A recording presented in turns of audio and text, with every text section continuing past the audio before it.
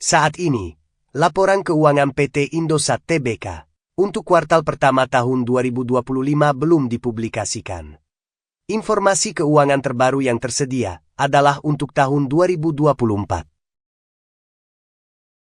Ringkasan kinerja keuangan ISAT tahun 2024.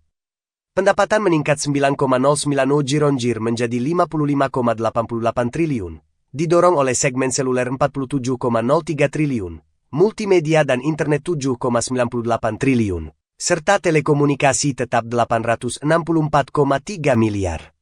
Laba bersih mencapai 4,91 triliun, naik 8,97% dibandingkan tahun sebelumnya. EBITDA tumbuh 10,2% year-on-year menjadi 26,37 triliun dengan margin EBITDA sebesar 47,2%. ARPU seluler meningkat 6,6% menjadi 38.000 per pelanggan, meskipun jumlah pelanggan menjadi 94,7 juta akibat konsolidasi SIM di pasar.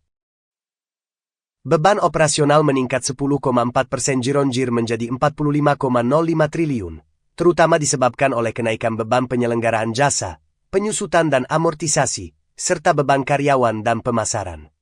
Posisi keuangan, jumlah aset tercatat 114,38 triliun, liabilitas 77,73 triliun, dan ekuitas 36,6 triliun.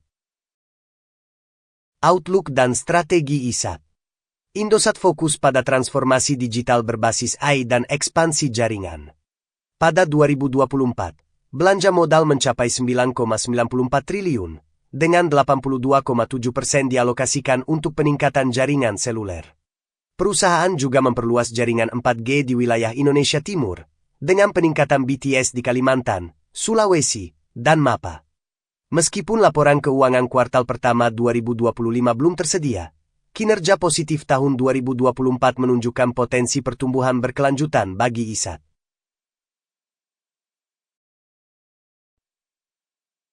Jadwal penting pembagian dividen ISAT. Meskipun jadwal resmi untuk tahun 2025 belum diumumkan, berdasarkan pola tahun sebelumnya, berikut adalah perkiraan tanggal penting terkait dividen ISAT. KUM dividen di pasar reguler dan negosiasi akhir Mei sampai awal Juni 2025.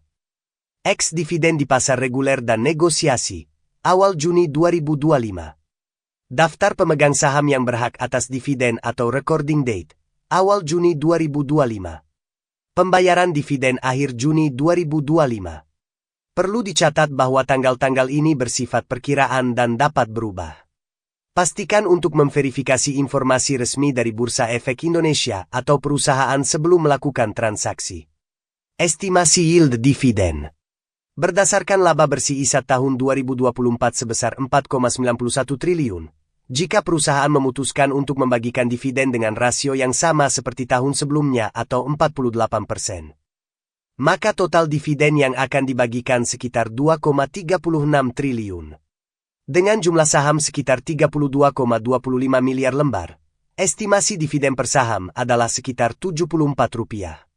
Jika harga saham ISAT saat KUM dividen berada di kisaran Rp1.950, maka yield dividen yang dapat diperoleh adalah sekitar 4%. Tidak terlalu besar. Namun hal ini juga sangat bergantung rasio pembagian dividen, bisa lebih besar atau malah lebih kecil dari 48%. Jika melihat pola pergerakan saham di sekitar waktu pembagian dividen tahun 2024, terlihat harga saham akan naik terlebih dulu, dan akan turun menjelang KUM date. Dilanjutkan penurunan sebesar nilai dividen pada saat ex-date. Jadi strategi yang tepat adalah membeli di harga sebelum kenaikan, dan itu seharusnya di minggu pertama bulan Mei ini. Baru selanjutnya mengamati pergerakan hingga menjelang KUM date, dan pada titik puncaknya menjualnya kembali. Atau, tunggu pembelian setelah kepastian ada penurunan sebesar nilai dividen saat ex-date. Karena berdasarkan pola sebelumnya, selalu terjadi kenaikan pasca penurunan saat ex-date.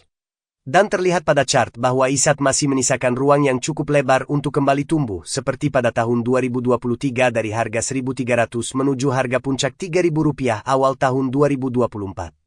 Dengan catatan harga setelah dinormalisasi akibat split stock 1:4. Sekali lagi, ini hanya analisis.